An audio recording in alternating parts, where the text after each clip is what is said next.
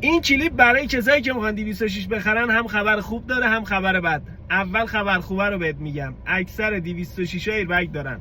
خبر بعد، هزینه تعویض ایربگ‌های این ماشین با کمربندش 20 تا 25 میلیون برات آب میخوره. این کلیپو نگاه بکن تا موقع خرید 206 حداقل بابت ایربگش سرت کلا نره. اون دو تا چراغ ایربگ رو اگه یک سره روشن دیدی پشت آمپر شک بکن و حتما به متخصصش نشون بده. نکته فنی و مهمش زیر این جاسیگاریه. اینو از پشت اینجوری میگیری قلفتی درش میاری. این قطعه یعنی یونیت ایربگ، یا اگر ندیدی مطمئن باش این دوتایی که اینجا گذاشتن قاب ایربگه.